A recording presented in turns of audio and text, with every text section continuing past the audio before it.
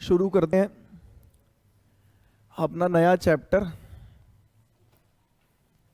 और शुरुआत होगी अपनी पुरानी प्रथा से बातें बनाना। तो पहले थोड़ी बहुत बातें बनाएंगे और फिर चैप्टर का श्री गणेश करेंगे। एट है जी, फालतू सवाल नॉट अलाउड, फालतू बातें अलाउड।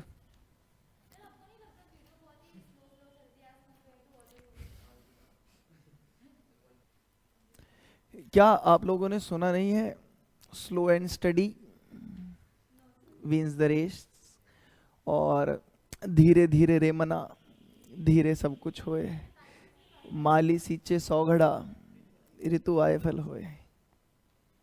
स्लो चलना बेटर है बहुत जल्दी चल के बहुत सारी चीजें छोड़ देने से। धीरे चलो पर समेटते हुए चलो, ऐसे।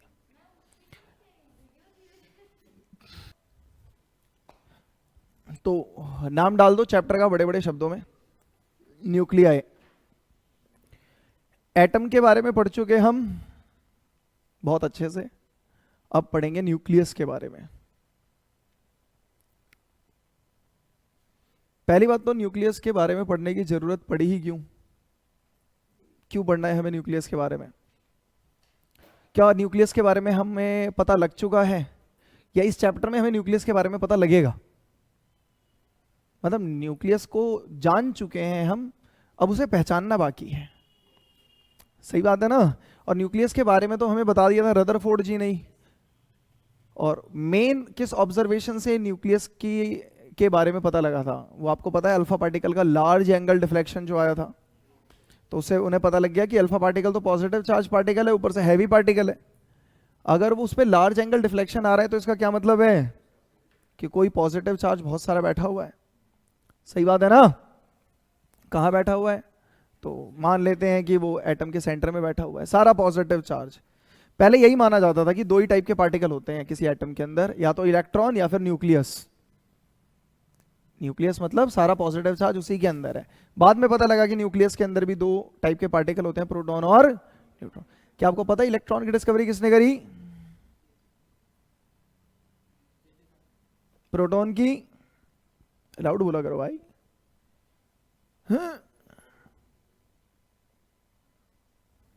हाँ, न्यूट्रॉन। सही बात है। तो ये तो याद होना चाहिए हमें, तो 10th में याद करा दिया गया था, ईंट पर नाच, है ना? ऐसा कुछ सुना है आपने? ईट इलेक्ट्रॉन थॉमसन, पर प्रोटॉन रदरफोर्ड, नाच न्यूट्रॉन चैडविक। तो आज घर जाके ईंट पे नाचना, ठीक है? ओके। तो न्यूक्लियस के बारे में ना एक बहुत ही कमाल की बात है, अगर आप लोगों ने ऑब्जर्व करी हो तो। आपको पता है इलेक्ट्रोस्टैटिक फोर्स बहुत स्ट्रांग फोर्सेस होते हैं, बहुत ज़्यादा स्ट्रांग। ग्रेविटेशनल फोर्स से 10⁻36 टाइम स्ट्रांगर होते हैं। मतलब ये है कि अगर दो प्रोटॉन है, उन्हें मैं पास लाने की कोशिश करूं तो एक दूसरे को रिपेल करेंगे। सही बात है? जितना पास लाने की कोशिश करोगे उतने ज़्यादा फोर्स से रिपेल करेंगे, और पास लाओगे और ज़्यादा फोर्स से रिपेल करेंगे। पर न्यूक्लियस में तो ये बहुत पास पास बैठे हुए एक दूसरे के। न्यूक्लियस में सारे प्रोटॉन और सारे न्यूट्रॉन एक दूसरे से एकदम चिपक के बैठे हुए हैं, राइट है? और अगर फोर्स ऑफ रिपल्शन बहुत हाई है तो ये न्यूक्लियस बिखर क्यों नहीं जाता? प्रोटॉन एक दूसरे से दूर क्यों नहीं हो जाते? सही बात नहीं है? अरे बोलो। हाँ, तो है किसी के पास इस सवाल का जवाब कि अगर प्रोटॉन के बीच में बहुत हाई रिपल्सिव फोर्स लग रहा है तो वो एक न्यूक्लियस के अंदर शांत मन से कैसे बैठे हुए हैं? एकदम चुप चुप कैसे बैठे हुए हैं? कैसे वो एक दूसरे को रिपेल करके बिखर नहीं जाते? तो 2 बच्चे इसका आंसर देना चाह रहे हैं, 3 देना चाह रहे हैं, तो चलो पूछें, बताओ।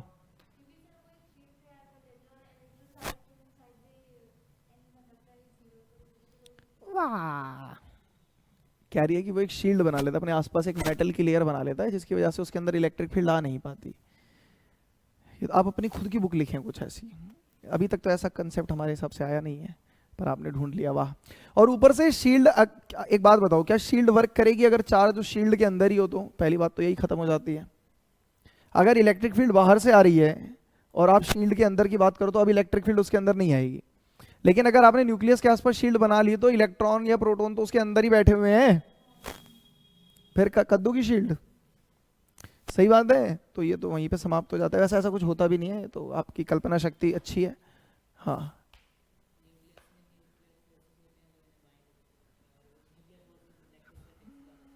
बहुत बढ़िया। हाँ, राइट, यही है। ये कह रहा है कि न्यूक्लियस में ना एक और फोर्सेस होते हैं जो उन्हें बाइंड करके रखते हैं। प्रोटॉन, प्रोटॉन को प्रोटॉन से बाउंड करके रखते हैं। तीनों मतलब है तो दो ही, पर तीन पेयर बन गए। कह रहा प्रोटॉन प्रोटॉन, प्रोटॉन न्यूट्रॉन और न्यूट्रॉन न्यूट्रॉन, इन तीनों को बाउंड करके रखने वाला जो फोर्स है उसका नाम क्या बताया? न्यूक्लियर फोर्स सार्थक तब है, कब है? जब वो इलेक्ट्रोस्टैटिक से ज्यादा स्ट्रांग हो। और आपको पता है कि इलेक्ट्रोस्टैटिक से ज्यादा स्ट्रांगर होता है ये 100 गुना ज्यादा स्ट्रांगर होता है इलेक्ट्रोस्टैटिक से। मतलब कि ग्रेविटेशनल से कितना हो गया? 10⁻38 टाइम्स ज्यादा स्ट्रांगर हो गया। सही बात है।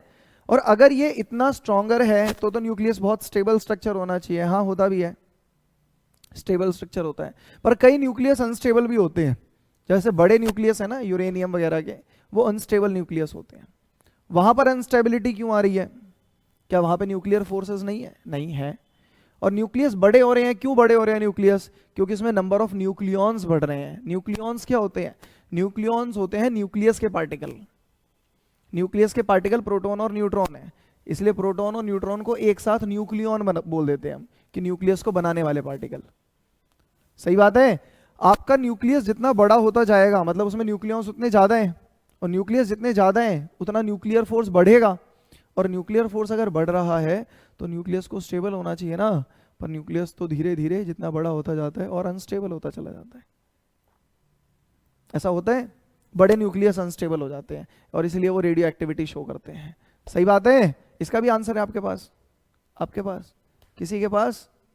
बहुत बढ़िया। तो यहीं से चैप्टर की का शुभारंभ होगा। तो न्यूक्लियस पता है आपको किससे मिलकर बना होता है? दो पार्टिकल है, प्रोटॉन और न्यूट्रॉन। क्या प्रोटॉन और इलेक्ट्रॉन पे चार्ज सेम होता है? ये कोई सवाल है? लाउड बोलो, सारे बोलो। क्या इलेक्ट्रॉन और प्रोटॉन पे चार्ज सेम होता है? क्या इलेक्ट्रॉन और प्रोटॉन का मास सेम होता है? क्या प्रोटॉन इलेक्ट्रॉन से भारी होता है? हाँ, प्रोटॉन इलेक्ट्रॉन से भारी नहीं, बहुत भारी होता है, करीब करीब 1836 गुना ज्यादा भारी। सही बात है। प्रोटॉन काफी हैवी होता है इलेक्ट्रॉन के रिस्पेक्ट में। क्या न्यूट्रॉन और प्रोटॉन इनका मास बराबर होता है? हाँ, अप्रोक्सीमेटली बराबर होता है। पर न्यूट्रॉन जो है वो स्लाइटली प्रोटॉन से हैवी होता है। सही बात है ना? बहुत बढ़िया, बहुत बढ़िया, शाबाश। अब इसके बाद कुछ टर्म और पता होने चाहिए आपको। जैसे पहला टर्म तो आप अभी आपके सामने आया, न्यूक्लियॉन। न्यूक्लियॉन पता लग गया क्या है? न्यूक्लियस के पार्टिकल को ही न्यूक्लियॉन बोलते हैं। प्रोटॉन और न्यूट्रॉन को एक साथ क्या बोल देते हैं हम? न्यूक्लियॉन। अद्भुत। अब एक टर्म है एटॉमिक नंबर। पता है आपको क्या होता है एटॉमिक नंबर? तो मैं कह रहा हूँ एटॉमिक नंबर हमने 10th क्लास में पढ़ा था। एटॉमिक नंबर जो होता है वो किसी भी एटम में नंबर ऑफ प्रोटॉन के बराबर होता है। जितने उसके पास प्रोटॉन होंगे उतना ही उसको एटॉमिक नंबर दे देते हैं, है ना? तो करण जी, जितने किसी एटम के पास प्रोटॉन होते हैं उतने ही उसके पास इलेक्ट्रॉन भी होते हैं। तो इलेक्ट्रॉन के बराबर क्यों नहीं है एटॉमिक नंबर?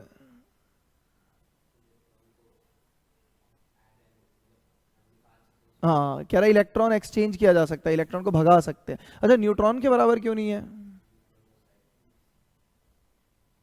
न्यूट्रॉन भी एक्सचेंज नहीं हो सकते?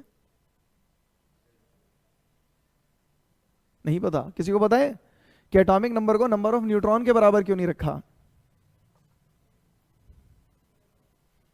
क्योंकि नंबर ऑफ इलेक्ट्रॉन और नंबर ऑफ प्रोटॉन बराबर होंगे न्यूट्रल एटम में, ये सही बात है। पर नंबर ऑफ प्रोटॉन और नंबर ऑफ न्यूट्रॉन भी बराबर होंगे, ये सही बात नहीं है। अगर ये बात भी सही होती तो आइसोटोप जैसा कंसेप्ट ही नहीं आता। आइसोटोप जानते हैं ना आप? Same atomic number, different mass number. Hydrogen के 3 आइसोटोप है, प्रोटियम, बहुत बढ़िया, जिसमें से थर्ड वन बहुत ही अनस्टेबल है, लैब में बनाया जाता है, कुछ सेकंड माइक्रो सेकंड्स के लिए बनता है और तबाह हो जाता है। सही बात है। जो प्रोटियम है उसके पास न्यूट्रॉन होता ही नहीं, जो ड्यूट्रियम है उसके पास एक न्यूट्रॉन होता है, राइट है ना, और ट्रीटियम के पास 2 न्यूट्रॉन होते हैं। सही बात है। हाँ, प्रोटॉन एक है और इलेक्ट्रॉन एक है, इसीलिए तीनों ही हाइड्रोजन एटम के आइसोटोप हैं, पर नंबर ऑफ न्यूट्रॉन अलग अलग है, तो नंबर ऑफ न्यूट्रॉन अलग हो सकते हैं। जी मित्र बोल। जैसे आपने 10th क्लास में पढ़ा था केमिस्ट्री के अंदर periodic classification of element, right है, उसमें पीरियोडिक मतलब लॉ क्या निकल के आया था कि जो एलिमेंट का वो होता है क्या, केमिकल और फिजिकल प्रॉपर्टी होती हैं, वो पीरियोडिक फंक्शन होती हैं देयर एटॉमिक नंबर। पहले एटॉमिक मासेस चल रहा था, हाँ, फिर एटॉमिक नंबर आया था, याद है ना। एटॉमिक नंबर को इसीलिए इक्वल रखा था, किसके बराबर रखा था, नंबर ऑफ प्रोटॉन के, क्योंकि एक तो ये इलेक्ट्रॉन के बराबर होगा, ऊपर से एक्सचेंज भी नहीं किया जा सकता।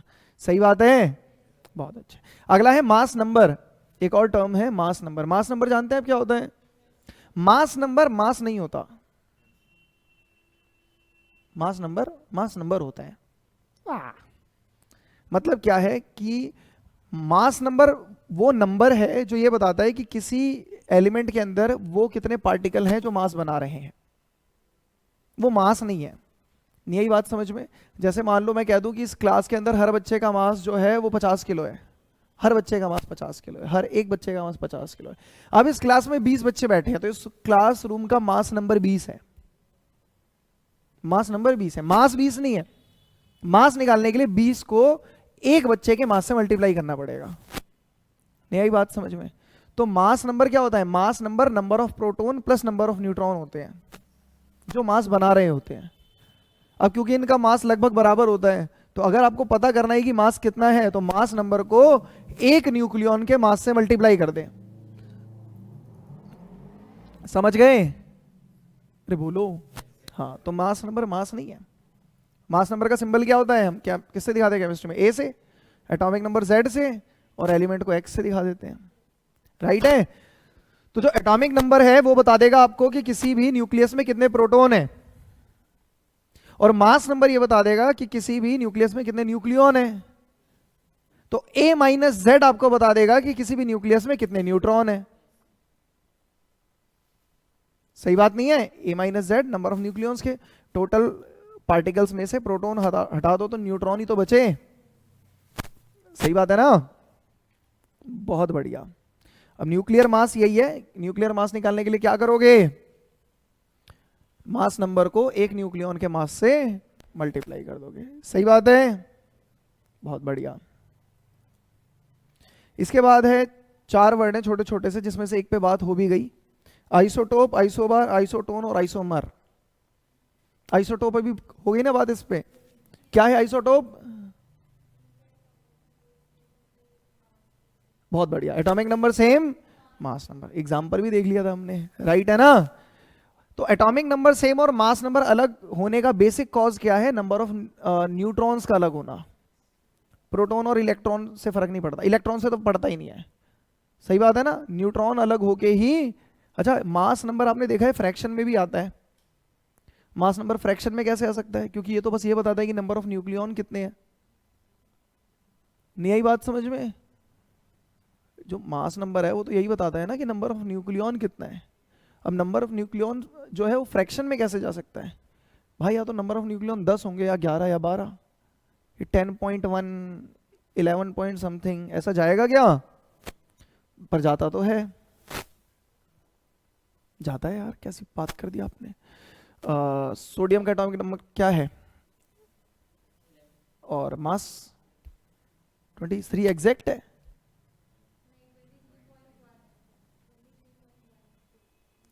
देखो, पहले तो हमने 10th क्लास में जब ये मास नंबर याद किए थे ना, तो स्टार्टिंग में दिक्कत नहीं आई थी, हम डबल कर देते थे।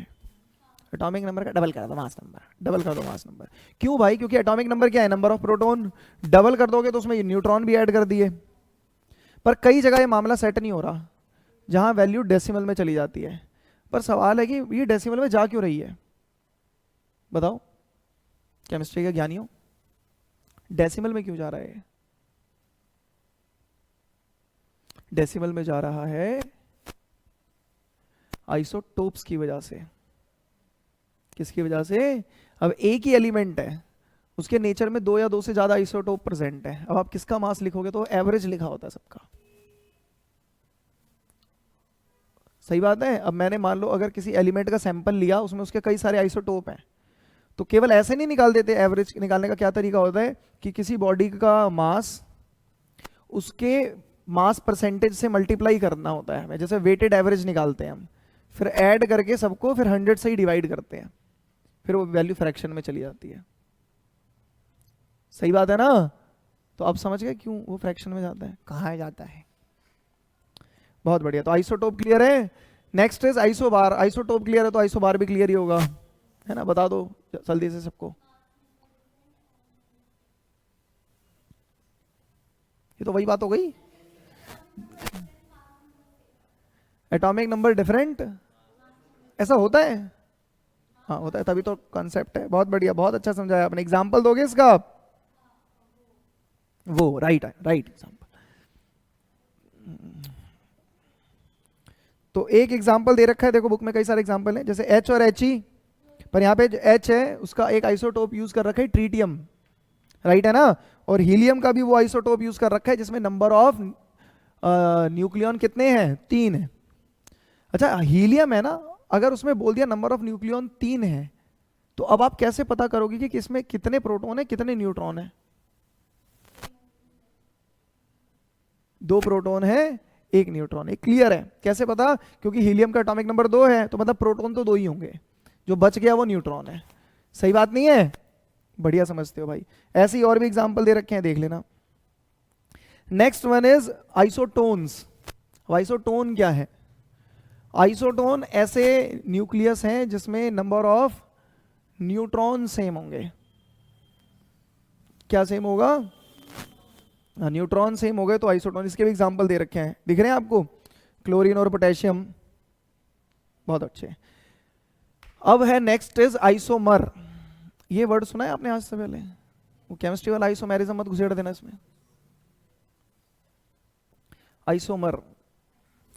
अब आइसोमर क्या है? आपको पता है एटम एक्साइटेड स्टेट में जाता है, ग्राउंड स्टेट में आता है।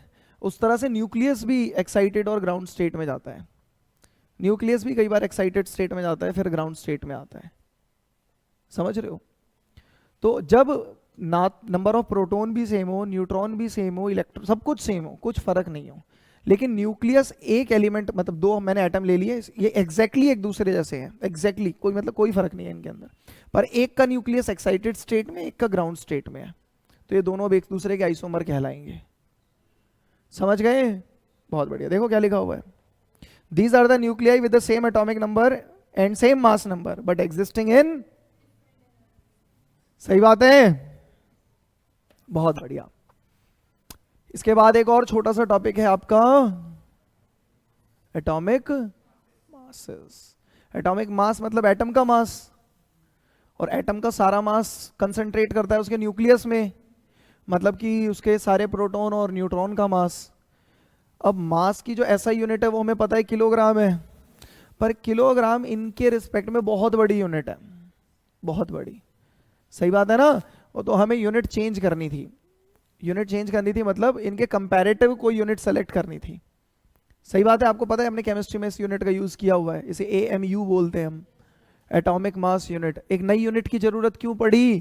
क्योंकि 1 किलोग्राम इसके लिए बहुत बड़ी यूनिट है। अब बोलो हमारे पास मिली था तो फिर भी बहुत बड़ी हो जाती है। सही बात है? अब अगर आप दुकान पे जाओगे सोना लेने तो किलोग्राम में तो नहीं बोलोगे, बाकी आपके फाइनेंशियल कंडीशन पे भी डिपेंड करता है, क्या पता आप बोल भी रहे कि 4 किलो सोना दे दो। सही बात है ना? क्योंकि बहुत कम वेट के हिसाब से हमें हर बार यूनिट चेंज करनी पड़ती है। जैसे स्टार्स का मास अगर मुझे मेजर करना है तो अब क्या करूंगा मैं, यहां पर किलोग्राम बहुत छोटी यूनिट है, तो वहां पर CSL यूज होता है, चंद्रशेखर लिमिट। पता है ना आपको? बहुत बढ़िया, अगर नहीं पता तो ओके। इसलिए क्योंकि एटम का मास बहुत कम था तो एक नई यूनिट बनाई गई, पर अब सवाल है कि यूनिट बनाए तो बनाए किसे? तो उन्होंने कहा इतने सारे एलिमेंट हैं, इन्हीं में से किसी एलिमेंट को एज ए यूनिट यूज कर लो कि इसका मास जो होगा वो 1 यूनिट होगा।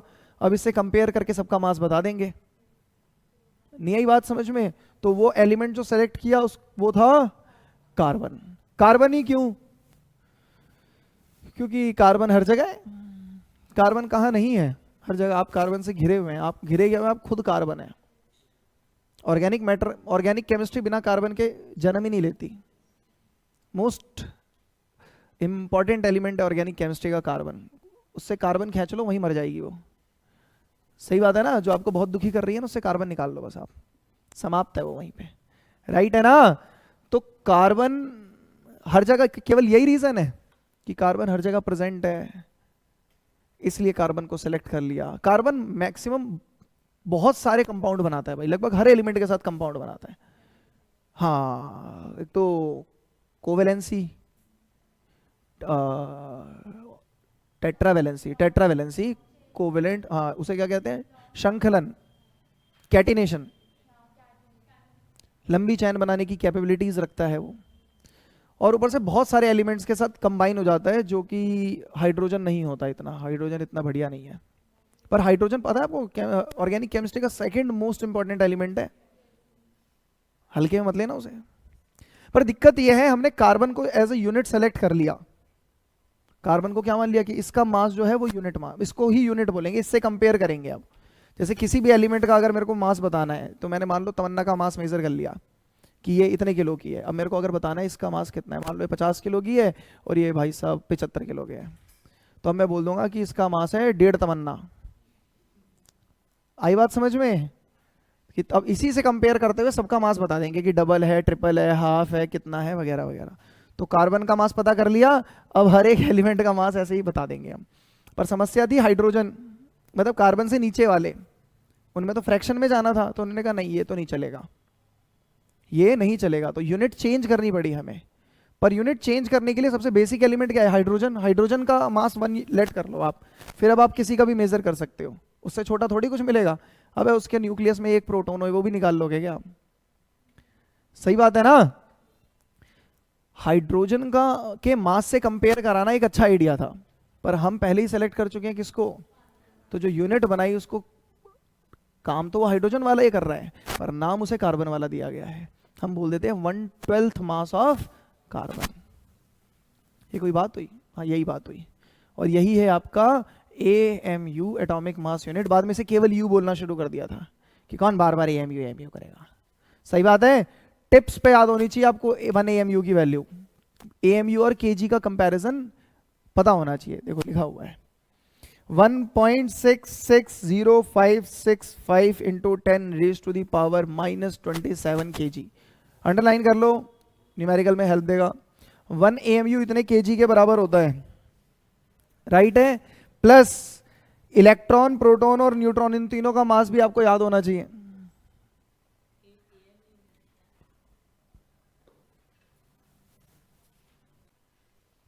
ठीक है, जैसे मास की आपने यूनिट पढ़ी AMU, वैसे एनर्जी की भी एक छोटी यूनिट होती है, पता है आपको? Electron volt.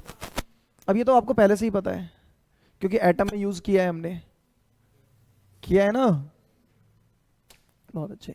अगर मैं आपसे बोलूं कि 1 इलेक्ट्रॉन वोल्ट को डिफाइन करो, तो कर भी दोगे कि 1 वोल्ट के पोटेंशियल डिफरेंस पे इलेक्ट्रॉन को एक टर्मिनल से दूसरे टर्मिनल मूव कराने में अगेंस्ट द इलेक्ट्रिक फील्ड जितना वर्क करना पड़ेगा,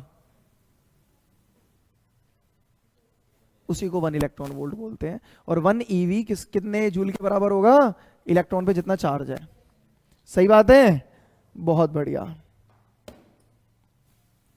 अच्छा, अब इस चैप्टर में हमें कुछ कमाल की बातें पता लगेंगी, और वो कमाल की बातें क्या हैं?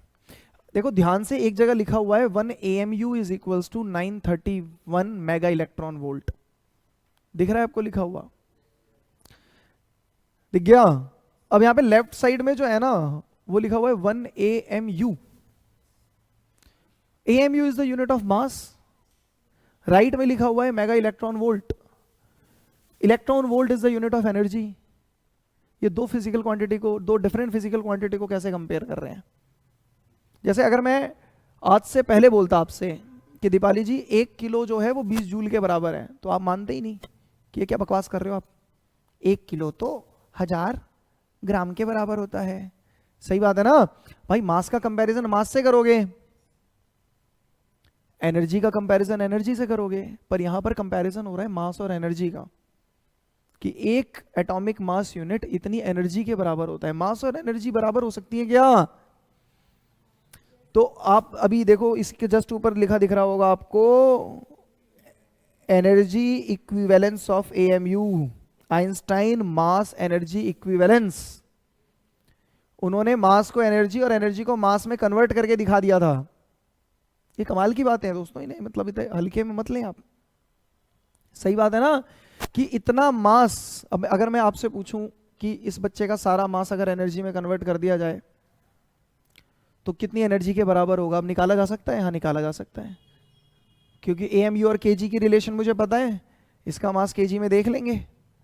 सही बात है ना, और उसके बाद उसको चेंज कर देंगे एनर्जी में, तो पता लग जाएगा इसके पूरे मास को अगर एनर्जी में कन्वर्ट किया जाए तो कितनी एनर्जी मिलेगी, एनर्जी मास इक्विवेलेंस से। और ये कहाँ से आया है? तो फॉर्मूला E = mc², जानते हैं आप, राइट है ना। यहां पर C क्या है और उसका स्क्वायर कर रखा है। सही बात है, बहुत बढ़िया बहुत बढ़िया। ये वैल्यू डायरेक्ट याद रखना, 1 AMU 931 मेगा इलेक्ट्रॉन वोल्ट के बराबर होता है। ये आपको हेल्प देगा आगे। इजी इजी टॉपिक है ये सब।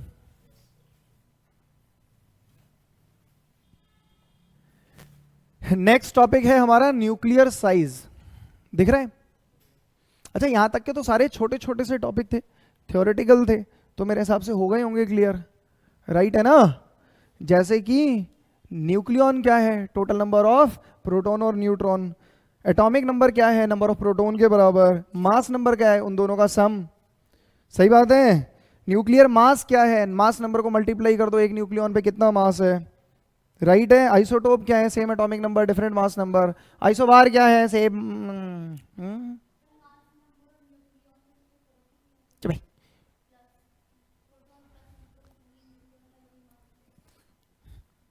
क्या कर रहा हूं मैं ये सब? फिर से बताओ क्या कह रहे हो आप? हाँ हाँ, कोई फर्क नहीं है, नो डिफरेंस। हाँ हाँ, न्यूक्लियॉन तो बस जैसे प्रोटॉन एक न्यूक्लियॉन है और न्यूट्रॉन भी एक न्यूक्लियॉन है। न्यूक्लियॉन में हम ये नहीं कहते कि टोटल प्रोटॉन और टोटल न्यूट्रॉन न्यूक्लियॉन होते हैं, मतलब प्रोटॉन और न्यूट्रॉन दोनों ही न्यूक्लियॉन है, क्योंकि दोनों मिलकर न्यूक्लियस को बनाते हैं। अगर आप एक की बात करोगे ना, वो भी न्यूक्लियॉन है, पर मास नंबर में आ जाता है टोटल प्रोटॉन और टोटल न्यूट्रॉन। समझ गए? बहुत बढ़िया। Isobar same mass number different. Isotone same number of neutron. Isobar सब same but existing in different energy state. Isomer, हाँ वही तो कहा है मैंने। नेक्स्ट, एटॉमिक मास, बहुत बढ़िया, 1/12 मास ऑफ कार्बन एटम। और 1 AMU कितने केजी के बराबर होता है? तो 1 AMU 1.660565 इंटू 10⁻⁻27 है जी, है जी, बहुत बढ़िया। सही बात है। और क्या पता होना चाहिए आपको, जो अभी तक हमने पढ़ लिया कि एक AMU कितने केजी के बराबर होता है वो तो पता है, पर कितने मेगा इलेक्ट्रॉन वोल्ट के बराबर होता है। आप चाहे तो इसे कैलकुलेट भी कर सकते हैं, E = mc² लगा के, राइट है। बहुत बढ़िया। अब आ जाते हैं हम न्यूक्लियर साइज पे। न्यूक्लियर साइज, देखो ये माना जाता है कि न्यूक्लियस के बीच में कोई गैप नहीं है, सारा एम्प्टी स्पेस बाहर है, अंदर कोई स्पेस ही नहीं है। मतलब जो न्यूक्लियॉन है, मतलब प्रोटॉन और न्यूट्रॉन है, उन्हें एक दूसरे से एकदम चिपका के रखा जाता है, एकदम बगल में ऐसे। इसके बीच में कोई वैकेंट स्पेस है ही नहीं, कोई खाली जगह नहीं है। समझ रहे हो बात को? तो अगर कोई खाली जगह नहीं है तो आपके हिसाब से एक न्यूक्लियस का साइज किस बात पे डिपेंड करेगा? बस इस बात पे डिपेंड करेगा कि उसको बनाने वाले पार्टिकल कितने हैं उसमें। नहीं आई बात समझ में? जैसे मैं इन दोनों बच्चों को पकड़ के ऐसे रस्सी से बांध दूं और कह दूं ये न्यूक्लियस है। अब इस न्यूक्लियस का साइज बड़ा होगा, इनके बीच में अगर गैप, एक दो तरीके हैं ना बड़ा करने के, एक तो इनके बीच का गैप बढ़ा दो, पर मैं कह रहा हूं गैप तो मैं आने दूंगा नहीं, तो अब बढ़ाने का यही तरीका है कि बच्चे बढ़ा दो। अब इसको भी बांध दो लाके, उसको भी बांध दो लाके। सही बात है ना। तो न्यूक्लियस का साइज जो है वो डिपेंड करता है केवल किस पे? मास नंबर पे। सही बात है। साइज का मतलब क्या, वॉल्यूम, वॉल्यूम ना, तो 4/3 पूछना चाहिए था, पर पता ही होगा, है ना, is directly proportional to what, mass number, ऐसे ही दिखाएंगे। तो ये कह रहे हैं कि इसका मतलब ये है कि R is proportional to a raise to the power, सही है, 4/3 पाई तो कांस्टेंट है, और यहां से जब ये क्यूब उधर जाएगा तो क्यूब रूट लग जाएगा, राइट है, जानते हैं। और प्रोपोर्शनैलिटी का साइन हटाओगे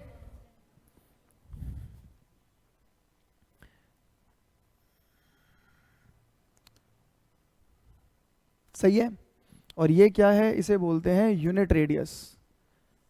अब R R0 के बराबर कब हो सकता है, मात्र एक कंडीशन में, जब A की वैल्यू 1 हो, और A की वैल्यू 1 मतलब बात हो रही है हाइड्रोजन की। तो मतलब क्या है कि हाइड्रोजन के न्यूक्लियस का जो रेडियस है वही न्यूक्लियर यूनिट रेडियस है, सही बात है ना, अरे बोलो। और इसकी वैल्यू होती है अप्रोक्सीमेटली 1.2 फर्मी। फर्मी मतलब फेम्टोमीटर, फेम्टो मतलब 10⁻⁻⁻50। न्यूक्लियस और एटम का जो साइज है, न्यूक्लियस और बहुत वेरिएशन है उसके अंदर, सही बात है। जैसे न्यूक्लियस का रेडियस और एटम के रेडियस में लगभग 10⁻⁴ का फर्क है। जैसे अगर न्यूक्लियस का रेडियस 1 है तो एटम का रेडियस 10⁻⁴ है, 10,000 गुना बड़ा है। तो अगर रेडियस 10,000 गुना बड़ा है तो वॉल्यूम 10⁻12 टाइम्स बड़ी हो गई, सही बात है। अच्छा, मैं कह रहा हूं कि चाहे न्यूक्लियस किसी भी एटम का क्यों ना हो, किसी भी एटम का क्यों ना हो, उसकी न्यूक्लियर डेंसिटी बराबर होने वाली है, न्यूक्लियर डेंसिटी चेंज नहीं होने वाली। क्या बात समझ में आती है? कोई बात नहीं, अभी आगे आ जाएगी। यहां तक क्लियर है? अरे बोलो। तो अगला कंसेप्ट है हमारा न्यूक्लियर डेंसिटी। नेक्स्ट क्या है?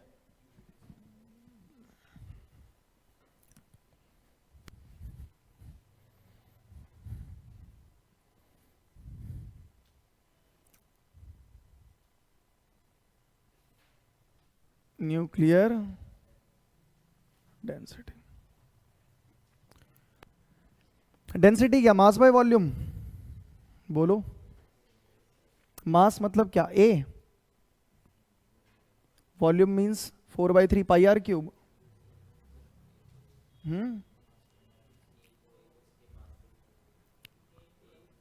अच्छा, इसको मास से भी मल्टीप्लाई करें, अब सही है? हाँ अब सही है।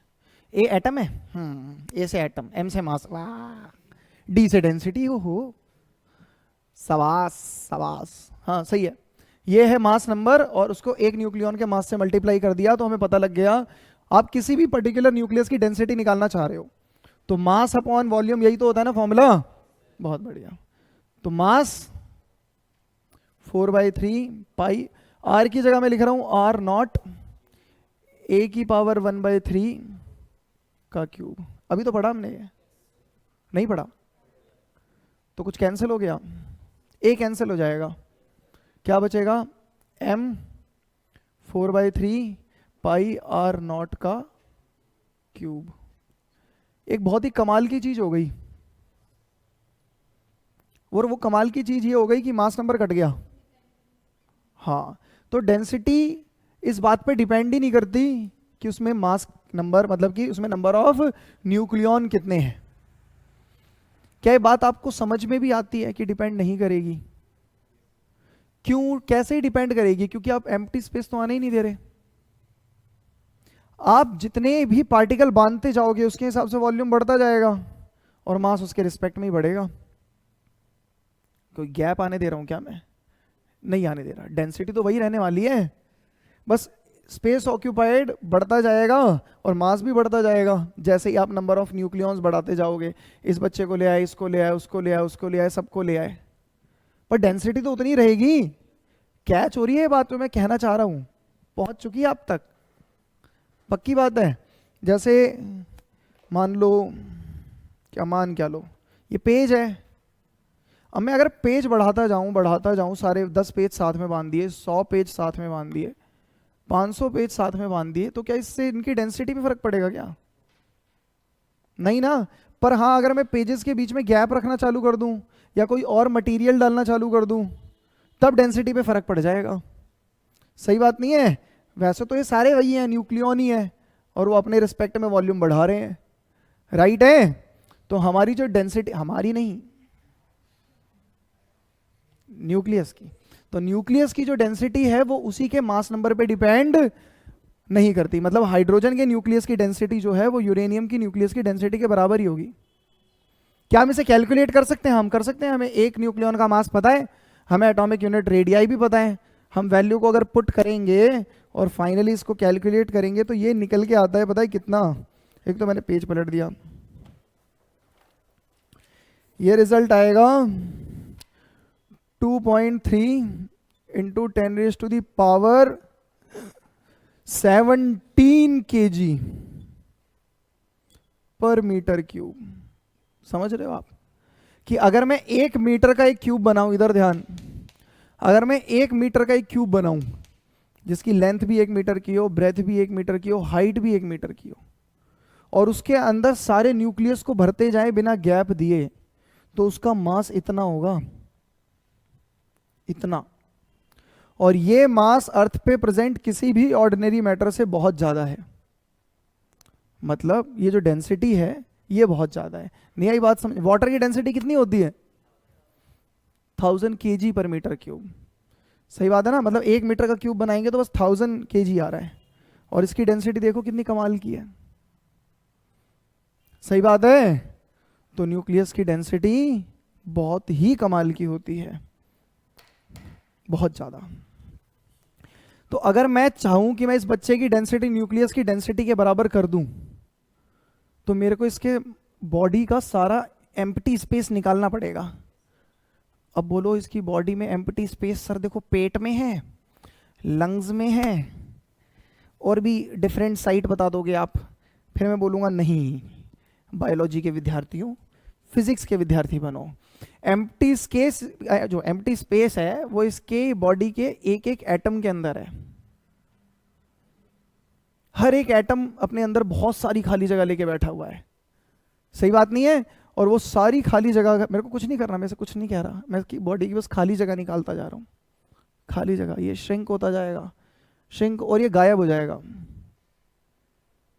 ये लगभग गायब हो जाएगा। मतलब ये पिन पॉइंट से भी छोटा हो जाएगा। और मैंने कुछ किया नहीं, मैंने बस इसकी बॉडी का एम्प्टी स्पेस निकाला है, तब जाके इसकी डेंसिटी कुछ इसके बराबर पहुंचेगी। इंटायर अर्थ का भी अगर आप एम्प्टी स्पेस निकाल दो, पूरी अर्थ का जितने भी एटम है सबका एम्प्टी स्पेस निकाल दो, श्रिंक करते जाओ, तो कॉस्को के बॉल से भी छोटे हो जाएगी वो। हाँ, मास उतना ही होगा अर्थ जितना, पर डेंसिटी बहुत कमाल की। समझ रहे हैं आप? क्या ऐसी डेंसिटी कहीं पे प्रेजेंट है?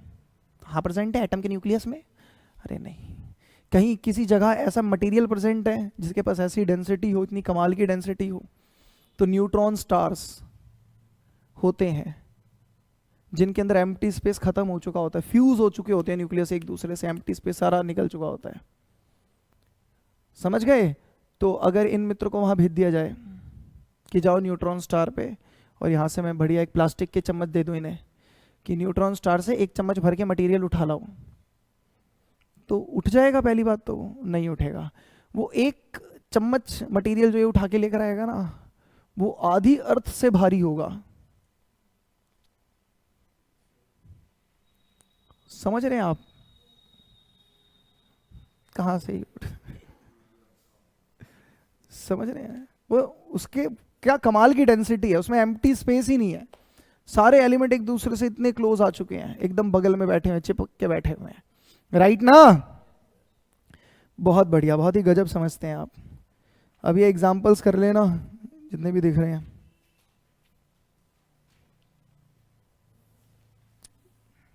ठीक है, इसके बाद फिर से आ जाते हैं हम न्यूक्लियर फोर्सेस पे, थोड़ी सी बात कर लेते हैं दोबारा से। अच्छा, न्यूक्लियर फोर्सेस कैसे होते हैं, अट्रैक्टिव होते हैं, रिपल्सिव?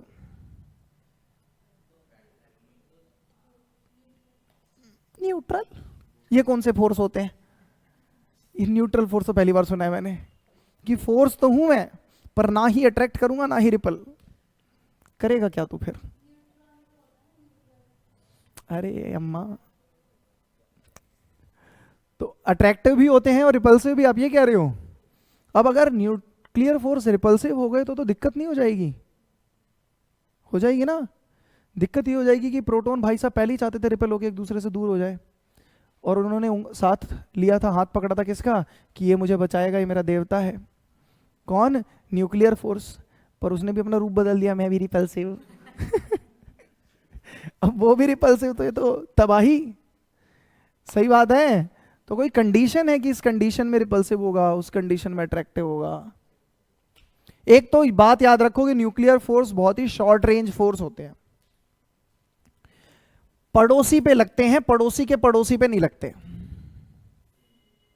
नहीं आई बात समझ में? जैसे मैं एक न्यूट्रॉन हूं, तो मैं बगल में, यहां पे मेरे न्यूट्रॉन बैठा हुआ है, इधर मेरे प्रोटॉन बैठा हुआ है, मैंने दोनों के ऐसे कंधे पे हाथ डाल के पकड़ा हुआ है उन्हें, तुम मेरे दोस्त हो, तुम भी मेरे दोस्त हो। लेकिन जो पड़ोसी का पड़ोसी है उस पर अप्लाई नहीं हो रहा। समझ गए? स्ट्रॉन्ग बहुत होते हैं, बहुत ज्यादा, लेकिन सबसे बड़ी वीकनेस क्या है कि शॉर्ट रेंज फोर्स होते हैं। बगल वाले पे तो लगेंगे, पर बगल के बगल वाले पे मतलब धीरे धीरे बहुत कम होते चले जाते हैं, बहुत हाई रेट से कम होते हैं। समझ रहे हो ना बात को? अभी पता है कुछ बातें ऐसी आएंगी जब आपकी समझ और क्षीण होती चली जाएगी, तो ना चाहते हुए भी अपने इंटरेस्ट को बनाए रखें, जबरदस्ती इंगेज रहें थोड़ा सा, ठीक है ना? ये देखो इसको,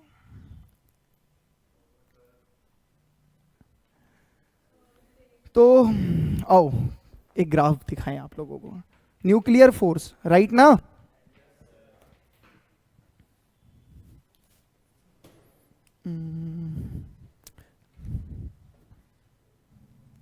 आओ इस ग्राफ को देखो, और मुझे ये बताओ कि आपको नहीं पता कि पोटेंशियल एनर्जी अगर नेगेटिव होती है तो इसका मतलब है फोर्स अट्रैक्टिव है? जानते हो आप?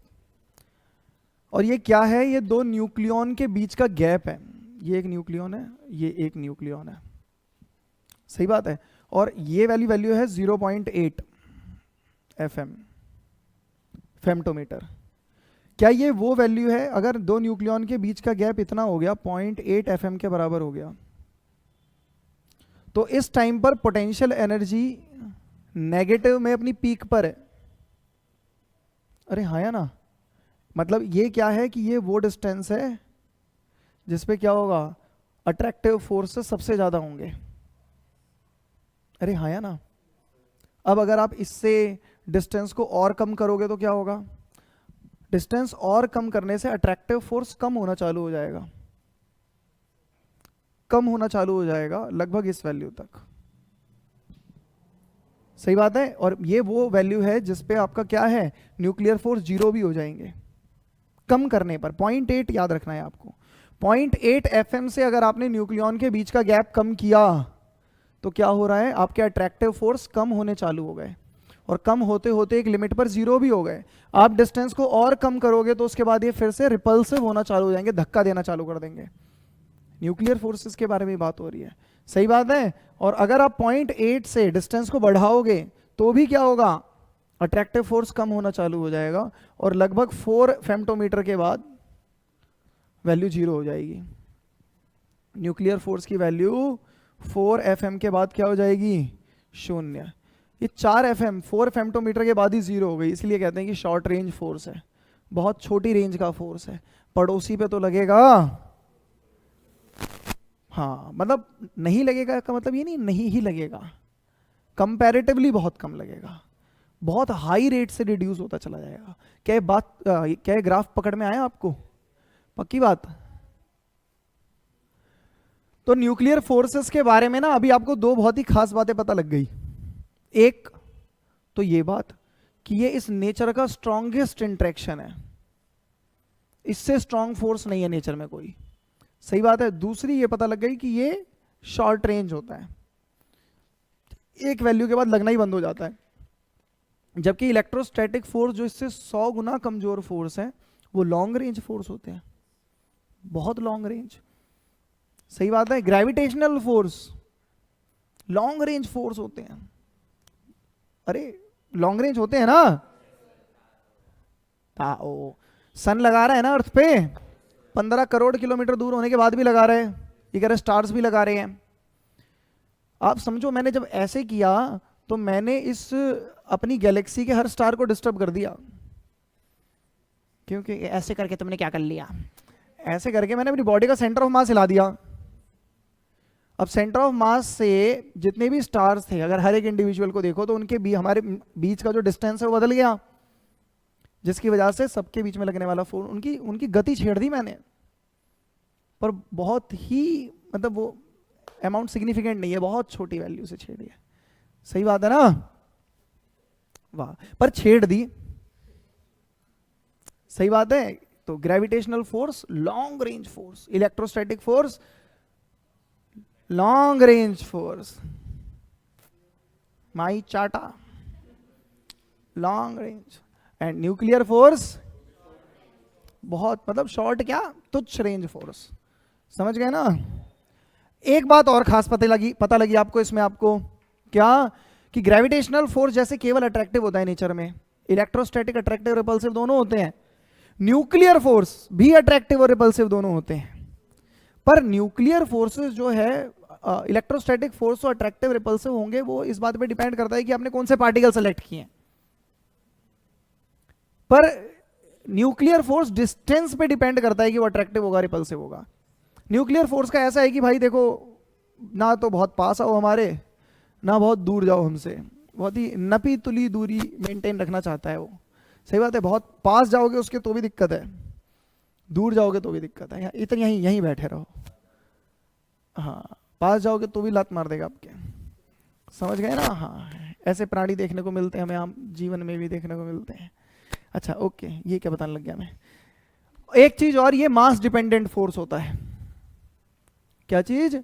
Mass dependent force. एक चीज और, ये चार्ज इंडिपेंडेंट फोर्स होता है, चार्ज पे डिपेंड नहीं करता।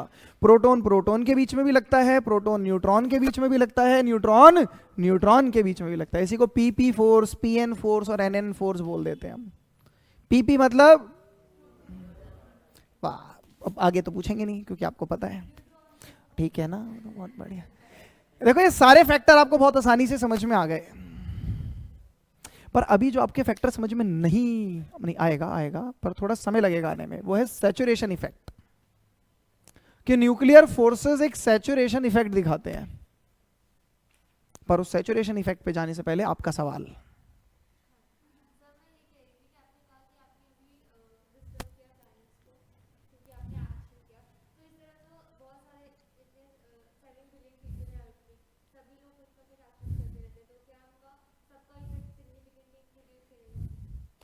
आप सब भी मिलके ना के बराबर हैं।